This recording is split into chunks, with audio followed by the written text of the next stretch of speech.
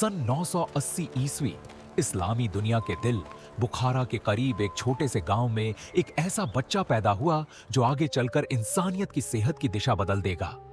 बचपन से ही उसकी आंखों में सवाल थे और जहन में गहराई। वह आम बच्चों जैसा नहीं था, इल्म उसे अपनी ओर खींचता था। महज 10 साल की उम्र में उसने पूरा कुरान हिफ्ज कर लिया।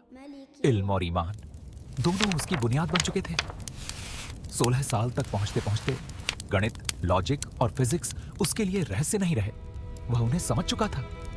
वह सवाल पूछता था, परखता था और फिर नतीजा निकालता था। यही सोच आगे चलकर तिब्ब को विज्ञान बनाएगी। 18 साल की उम्र में वह एक माहिर हकीम बन चुका था। इलाज अंदाजे से नहीं, समझ से। हालात ऐसे बने कि बड़े बड़े हकीम उससे सीखने आने लगे। ये उम्र का नहीं, इल्म का कमाल था। यही वह शुरुआत थी एक ऐसे सफर की जो आगे चलकर कानून तिब्ब बनेगा। इतिहास में एक दौर ऐसा था जिसे यूरोप में अक्सर अंधकार युग या डार्क एजेस कहा जाता है। लेकिन दुनिया के दूसरे हिस्से में यही दौर रोशनी, ज्ञान और खोज का एक सुनहरा दौर था। बिल्कुल।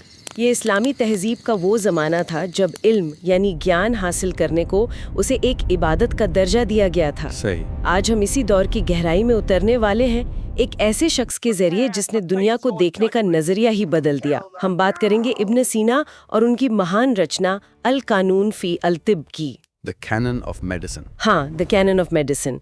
और हमारा मिशन ये समझना है कि वो कौन सी परिस्थितियां थीं, वो क्या माहौल था जिसने चिकित्सा को अंधविश्वास से निकालकर एक व्यवस्थित विज्ञान में बदल दिया। और ये समझना बहुत जरूरी है क्योंकि अल कानून सिर्फ एक व्यक्ति की लिखी हुई किताब नहीं है। नहीं, ये उस पूरे बौद्धिक और दार्शनिक माहौल का नतीजा है जो उस वक्त इस्लामी दुनिया में मौजूद था। ये उस विश्व दृष्टिकोण का सबूत है जिसमें अवलोकन यानी ऑब्जर्वेशन, उपचार यानी हीलिंग और इंसानियत के प्रति जिम्मेदारी, हाँ, इन सब पर जोर दिया गया था।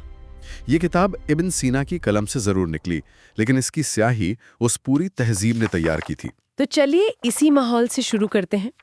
ये जो ज्ञान की तहजीब थी, ये रातों रात तो नहीं बन गई होगी। इसकी बुनियाद क्या थी? क्या ये सिर्फ धार्मिक ज्ञान तक ही सीमित थी? यही सबसे दिलचस्प बात है। देखिए, इसकी बुनियाद पैगंबर की उन शिक्षाओं में थी जहां ज्ञान हासिल करने पर बहुत जोर दिया गया था, चाहे उसके लिए कहीं भी जाना पड़े।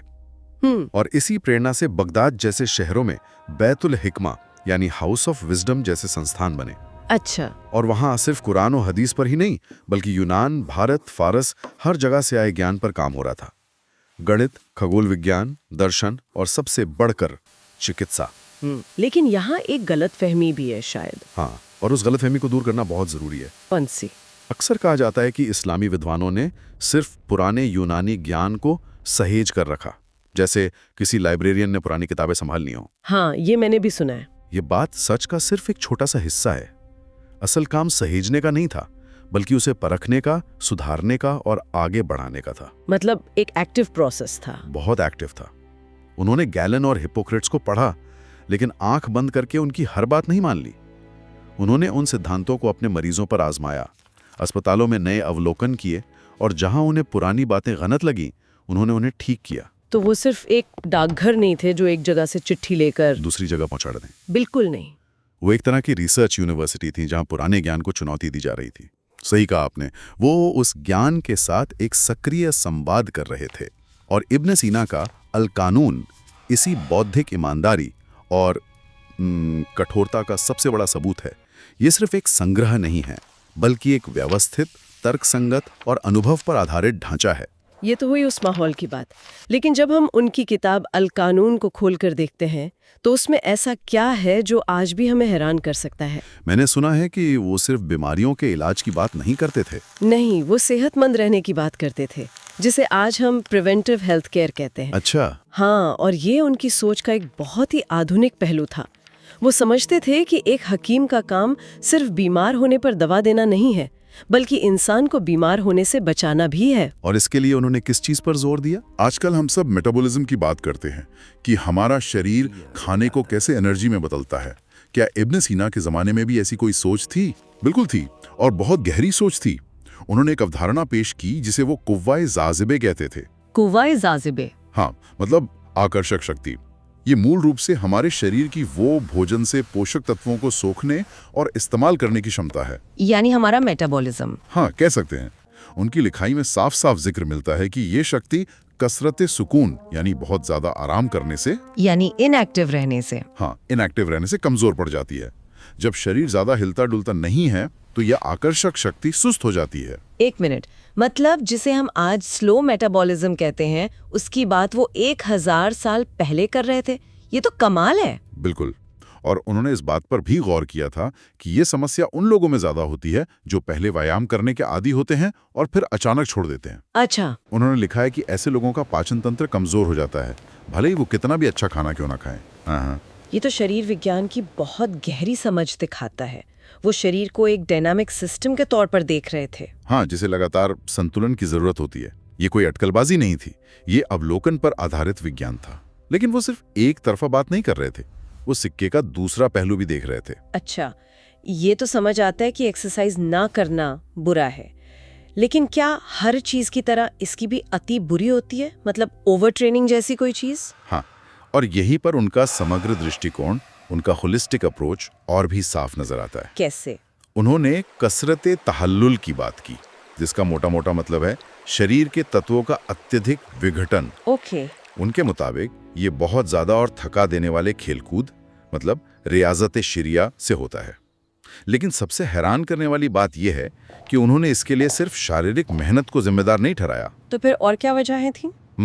उन्होंने इसे हुमूम यानी चिंता और गुमूम यानी परेशानियों और दुख से भी जोड़ा। एक मिनट, आप कह रहे हैं कि उन्होंने इमोशनल स्ट्रेस को फिजिकल एग्जॉशन के बराबर रखा? बिल्कुल। जरा सोचिए, वो कह रहे थे कि बहुत ज्यादा तनाव और दुख भी आपके शरीर पर वैसा ही असर डाल सकते हैं जैसा बहुत ज्यादा शारीरिक मेहनत। आज हम इसे कैटाबॉलिज्म या तनाव की वजह से होने वाले कॉर्टिसोल स्पाइक्स के रूप में जानते हैं। ये तो अविश्वसनीय है। मतलब वो 1000 साल पहले मन और शरीर के इस गहरे संबंध को समझ रहे थे। हाँ, वो सिर्फ शरीर की मशीनरी की बात नहीं कर रहे थे, बल्कि इस बात की भी कि हमारे इमोशंस उस मशीनरी को कैसे चलाते हैं या बिगाड़ते हैं। ये तो पूरी तरह से साइकोसोमैटिक मेडिसिन की नींव है। लेकिन क्या ये सिर्फ एक फलसफा था या उनके पास इसे मरीजों में देखने और परखने का कोई तरीका भी था? यहीं पर उनकी नैदानिक कुशलता, उनकी क्लिनिकल स्किल्स सामने आती हैं। उनके पास आज की तरह मशीनें नहीं थीं। उनका सबसे बड़ा उपकरण था उनका अपना अवलोकन। और इसका सबसे अच्छा उदाहरण है उनकी नब्ज की समझ, है ना? स्फिग्मोलॉजी। हाँ, स्फिग्मोलॉजी। अगर हम इसे बड़ी तस्वीर में देखें तो ये साक्ष्य आधारित चिकित्सा यानी एविडेंस बेस्ड मेडिसिन की तरफ एक बहुत बड़ा कदम था। कैसे? वो पुरानी किताबों या सुनी सुनाई बातों पर भरोसा नहीं कर रहे थे। वो सीधे मरीज के शरीर से मिल रहे संकेतों को पढ़ रहे थे और उनके अवलोकन बहुत ही विस्तृत और सटीक थे। कुछ उदाहरण दे सकती हैं? किस तरह के फर्क वो महसूस कर लेते थे? जरूर। उन्होंने लिखा है कि पेट भरा होने पर नब्ज भारी, तेज और लगातार चलती है। उन्होंने गर्भावस्था के दौरान नब्ज में होने वाले बदलावों को भी दर्ज किया है। लेकिन सबसे दिलचस्प उदाहरण शायद सूजन का है। उन्होंने लिखा है कि जब शरीर में कहीं सूजन होती है तो नब्ज आरी जैसी हो जाती है। एक मिनट, आरी जैसी, इसका मतलब क्या है? क्या वो सच में अपनी उंगलियों से इतना बारीक फर्क महसूस कर सकते थे? ये तो किसी सुपर पावर जैसा लगता है। ये सालों के अभ्यासों के अभिनव गहरी संवेदनशीलता का नतीजा था। आरी जैसी का मतलब शायद एक ऐसी नब्ज से था जो उड़ती तो तेजी से है लेकिन गिरती धीरे धीरे है, जिससे एक खुरदुरा एहसास होता है। अच्छा, ये कोई जादू नहीं था। ये हजारों मरीजों को देखने के बाद विकसित हुआ एक वैज्ञानिक निदान का उपकरण था और उन्होंने इसे सिर्फ शारीरिक बीमारियों तक ही सीमित नहीं रखा। उन्होंने इसे भावनात्मक स्थितियों से भी जोड़ा था। सही कहा। हाँ, बिल्कुल।